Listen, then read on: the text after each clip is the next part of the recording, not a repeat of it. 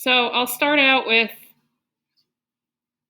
sort of two lines for the nose, and then I'll kind of show the ball of the nose and the point of the nose.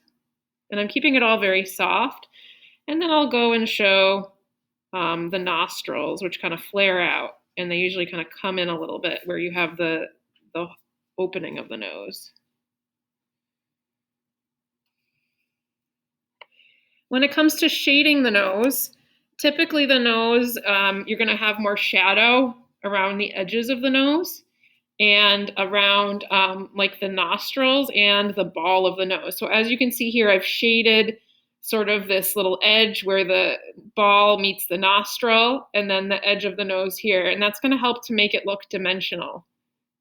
You don't want to just keep it outlined, because when you look at someone's face, you don't just see an outlined nose on their face, right? You see shadow and light. So typically there's more of a highlight on the middle of the nose or the bridge of the nose. So I want you to go ahead and try practicing either drawing your own nose or try drawing some noses from the packet. And then I want you to go in and practice shading them. So if I were going to shade this nose that I started drawing yesterday, I would go in and just gently shade the side of the nose by using my pencil.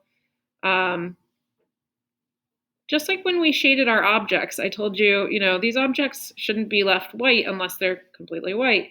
They have shadow and light on them. So does your face. So hopefully this is a good segue from where we left off, and you feel pretty comfortable with your shading at this point. I'm even going to bring the shading onto the top of the nose a little bit, but I'm keeping it much darker along the edges. And then when I get to the little kind of bump here where the ball of the nose meets the nostril, I'm going to also just lightly shade.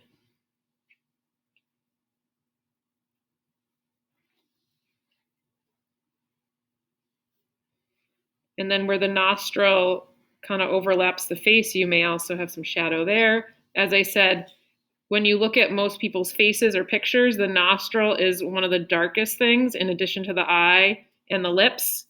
That's really going to bring the face to life.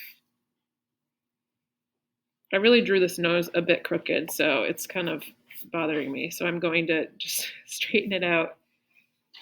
So make sure your nose is relatively head on.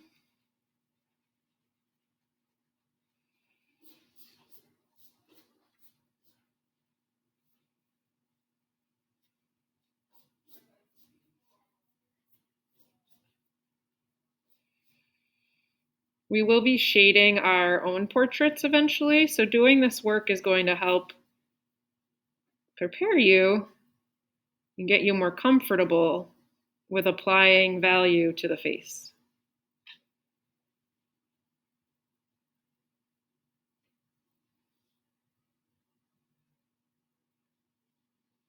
So try to create, just as we created a range of darks and lights on our own still lifes, you should do the same thing here. Where are the darkest darks? Where are the lightest lights? Again, typically on your nose, it's going to be the bridge, like your nose is sticking out, right? It sticks out off of your face a lot, actually.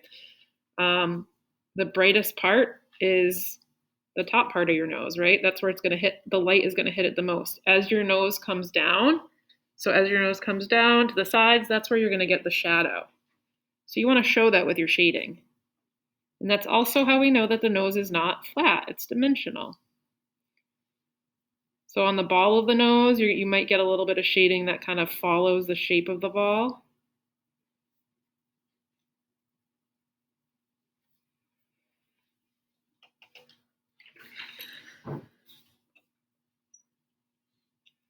Pay attention to the direction of your shading. So right now, as I shade the edge of my bridge of my nose here, I'm kind of moving up and down, and I'm keeping it really soft. I don't want it to be overpowering.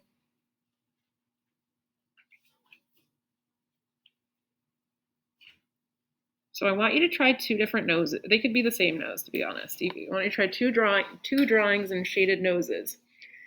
So I'm going to pop around and see how people are doing with that, and then I will show I'll give some tips and tricks on drawing the mouth before we and move on to our portrait.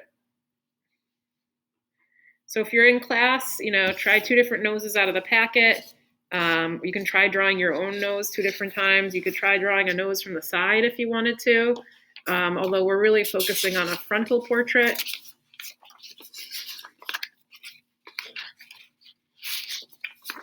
There's some noses on this page here too.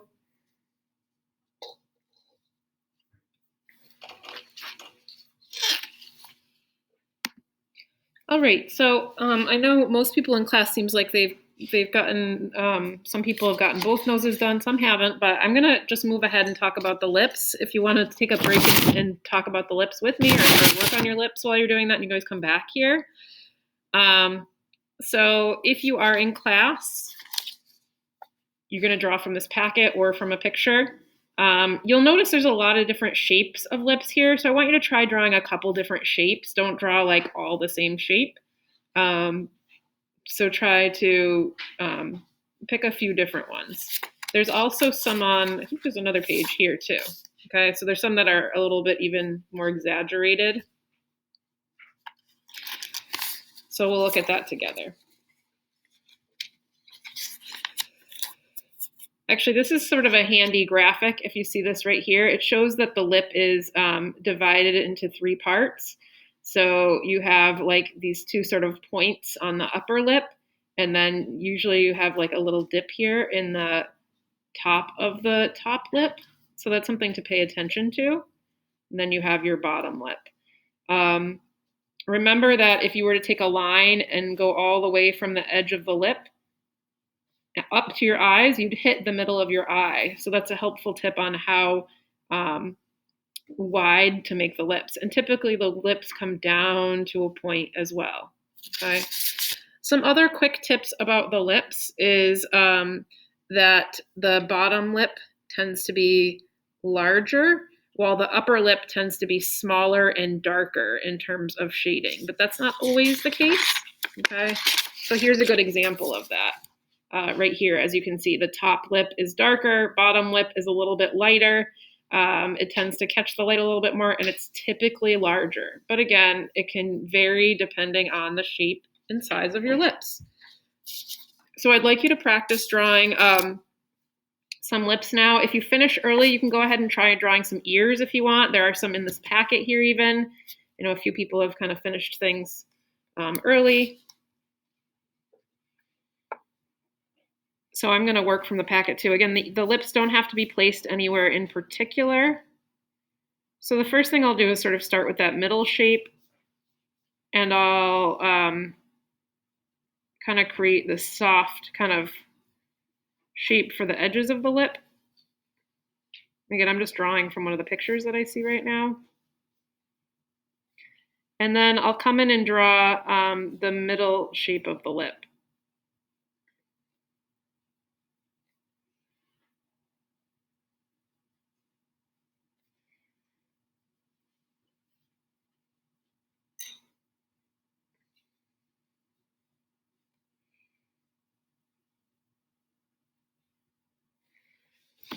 What you don't want to do with a lip is just draw it as one generalized shape. So like that would be kind of a generalized lip.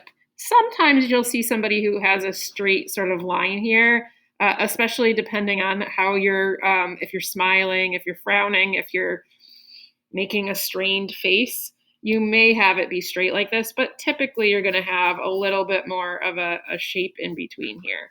So again, what you don't want to do is just draw this as one giant shape. The lips are 2 different shapes that come together. And as I said, typically the top one has a little bit more darkness on it. It is smaller. And look at how it gets smaller when they come together. So once you've gotten your lip shape drawn, you can come in and start to shade it. And again, I'm kind of looking at a picture here to do this since I can't take my mask off. So pay attention to where your lip, or in the picture, where does it look darkest? Where is the lip the lightest? How much bigger is the bottom lip versus the top lip?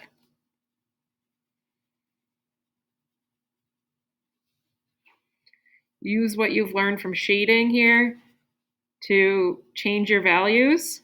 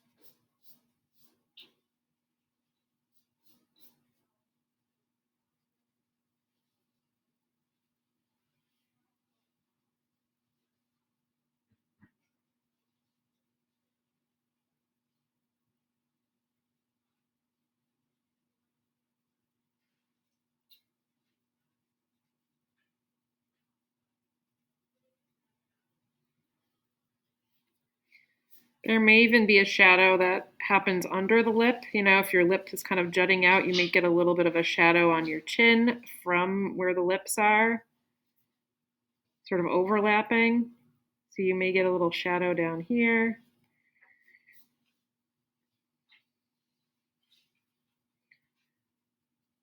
All right, I'm going to pause my video, but I will make this, I'm going to continue with my lip, and I will make the video available on the assignment. So if you want to rewatch anything that I showed.